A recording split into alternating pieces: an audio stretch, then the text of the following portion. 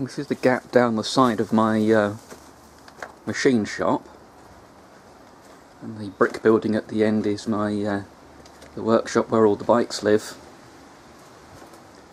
And just between the two is a little covered area, and at the back of that covered area I've put in some foundations, and I have a new compressor to go out here. So go down about a foot here and you're onto chalk, so the foundations don't have to be very deep, and I've used old waste baskets with the base punched out as concrete forms, and a bit of plywood is holding the tie downs. You can see I've drawn around the compressor mountings on the base. So I've got to make up some brackets to hold the isolation mounts, and then there will be a noise enclosure around the compressor as well. And this is a slightly bigger compressor than the one that's in the workshop. So I'll gain some more air. I'll gain a little bit of space, and well, the old compressor I've had for 25 odd years, and it's given good service and it still runs great, but it'd be nice to have a new, especially quieter one. This is a little lean-to. It's built on the side of my big workshop. As you can see, there are yet more bikes out here. There's another little 125 and a pair of the 250V twins. The one on the right I know is a runner, but is incomplete. The one on the left is complete, but the engine is seized. Apparently it just got parked up and stood, so it probably isn't seized badly, and in any case I've got some bits to fix it. But there's loads of junk out here. That's my my moulding bench and my case-knit furnace. This is the new compressor, and if I can squeeze back far enough we might be able to get it all in shot. There, just about. So that's a 4 horsepower single phase, and paid about 2/3 of the list price. It's brand new, never been run, there's barely a scratch on it. Been bought for a contract and then never used, and just stood around for a good few years. And there's more interesting bits hidden around here, but we'll deal with them perhaps another time. Anyhow, this is what's going to get installed on those new foundations. In order to mount up my compressor, I've got some rubber mounts, and there are 2 holes in each of the 3 base plates, so I've got 6 of these mountings. They're a heavy duty exhaust mounting, and I think in pairs they're going to be fine. So I got off the sort of odds and ends shelf, I got some of this heavy duty channel which I've chopped to length. So there'll be a couple of the mounts, and then a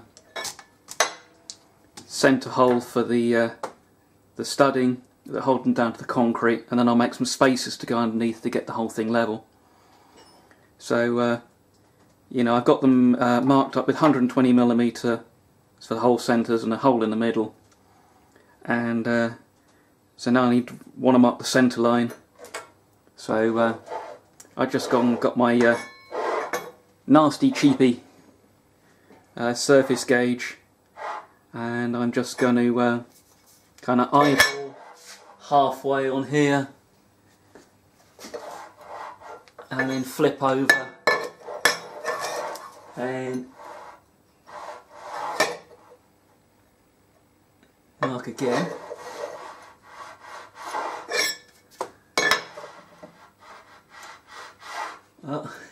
And I was just struggling to work out where the second line had gone. Exactly on the halfway point, so I nailed it first time. So let's mark that all the way along. This is a really crappy scriber. It's not particularly sharp, but there is a line I can see on here, and it's not a particularly critical part.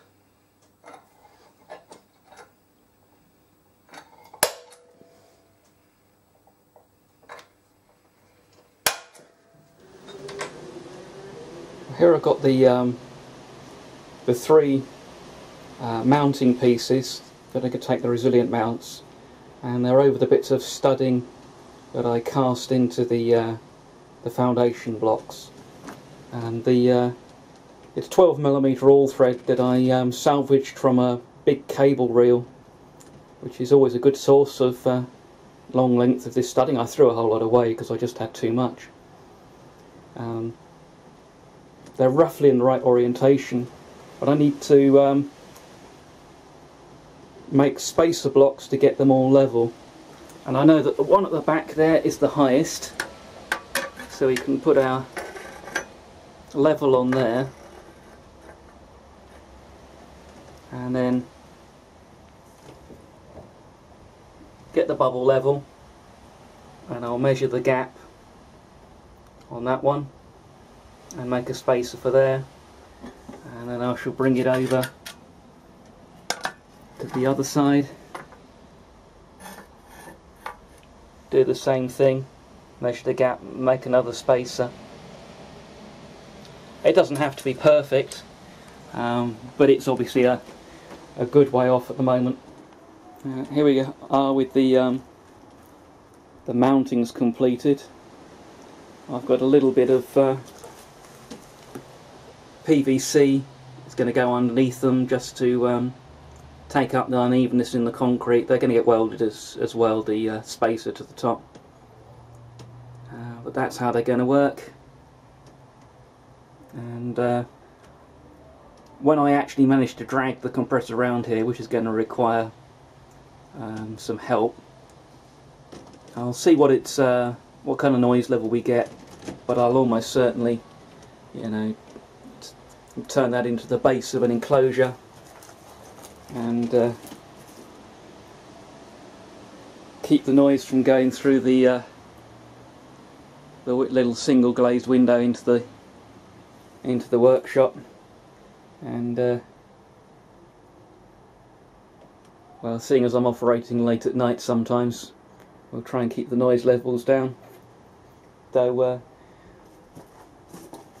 we're actually a fair distance from the houses, and the noise doesn't travel too badly from back here.